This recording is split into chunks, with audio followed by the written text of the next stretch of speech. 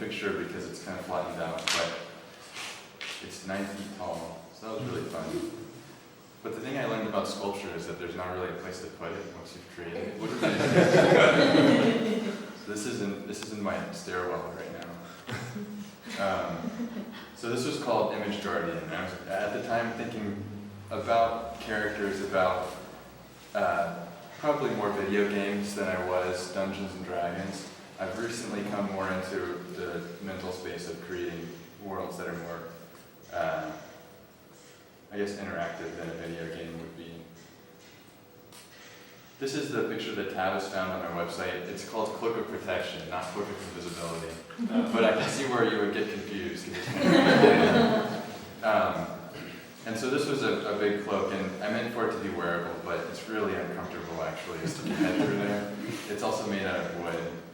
And I guess they're really pulling it all kind of based on the visuals you get in an old video game. The game that I was thinking about most at the time was called EverQuest. If you're familiar with that, it was a sort of predecessor to World of Warcraft. And it had these beautiful, incredibly clunky graphics compared to what you see now. And there's something really raw about it that was more conducive to you having to imagine and sort of skip over the ugliness of everything to believe that your elf character was actually really handsome. And there was just something kind of great about that I wanted to go back to. This is a painting. In 2008, I started painting and decided I was just going to paint for a long time and see what I could do. So this is a painting called Birth of an Island. And at the time, I decided I'd start from the beginning. If I was going to create a world, I'd start thinking more Genesis-like and decide what had to come first. So still there's this sort of aesthetic of games of evidence here. And instead of seeing a volcano kind of created island, this is a crystalline, sort of instantaneous, explosive island. This is a picture. These were really big. I don't make paintings this big anymore. This one's like 10 feet wide. But I wanted to get this scale as a part of the picture so that these are incredibly massive crystal objects. And so they kind of have this mountain-sized scale to them. And they're crashing together. It's kind of hard to see, but there's a little waterfall sort of cascading out of the tips as they crush. Cataclysmic event creating the world. And I think this is another more D&D related picture.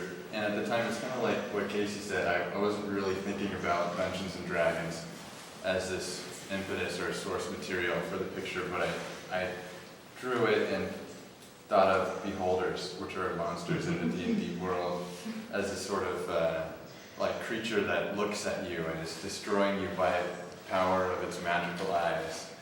And in this picture, and at the time, I was thinking a lot about pictures and sort of encountering them and becoming this wilderness event instead of a gallery or a museum event when you walk to a wall and get a picture. So this is the Beholder's Cave, where the image is just this sort of monstrous panel floating in space. And then going back to maps, this is another drawing where I kind of liked like the old Lord of the Rings maps that you find at the beginning of the book, where everything is sort of scattered logically, and wanted to reorganize everything so that you'd have every mountain in one map, sort of collected in one little space. And I kind of, I guess I'm just going through these and describing each picture, but maybe it'd be more helpful if I describe why I'm doing these things. I think I just wanted to be able to organize space and kind of create new worlds. And a lot of times the way that I reconfigure them is not logical, but in a game or something, this would be totally frustrating, right? The world of entire mountain ranges. So there's some just funniness to it. This is from last year, and this is a painting of a kind of character. So instead of thinking more about a landscape, I started thinking oftentimes about what I'm painting as being sort of a representation of maybe me, or of one kind of thinking about how the painting could change through what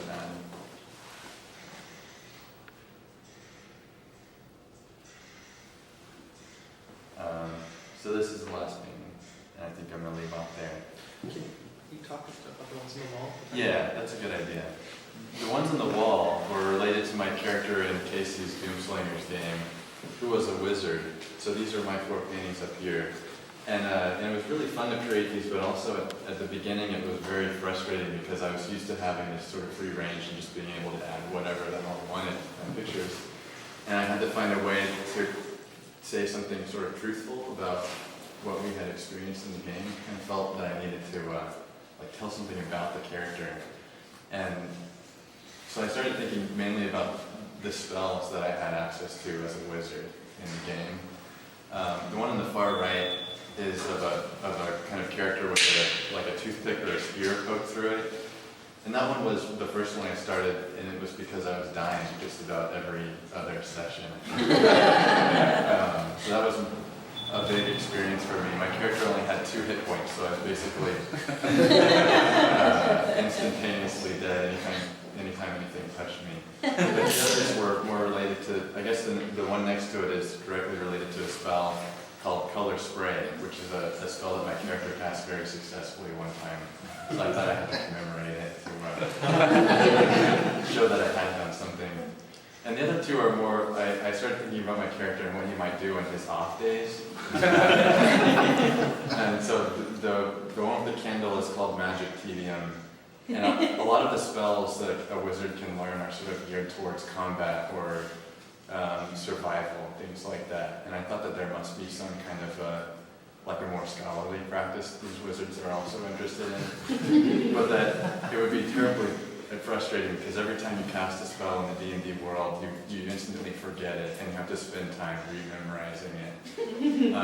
And so you have to go at this very slow pace. Like every day you could learn something about one spell, but then you have to wait until the next day to come back to it. So thinking about magic candles and sort of playing with a spell that might be more geared towards combat, but in a very friendly sort of in your wizard's tower kind of way.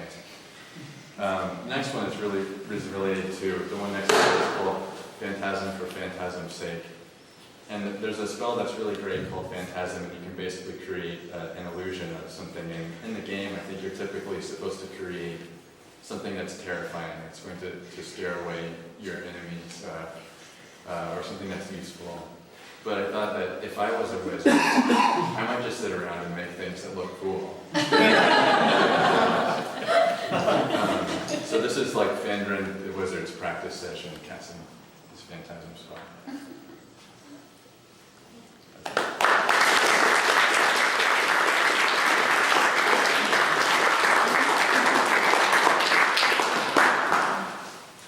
Our next presenter is Chris Haggard.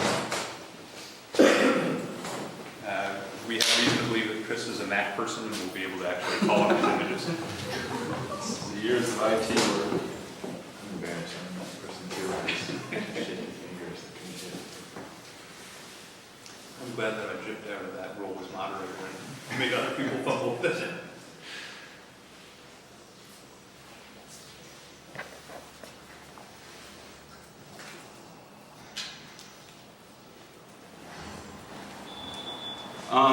A little bit of an introduction. My name is Chris, of course, and early on in our email conversations between Tim and Ryan and Tavis, the thing came up is like, Tim says, I know a ton of like artists inside the town who don't make their artwork about Dungeons and Dragons, and so I think I kind of figured into that type of ball wax for people.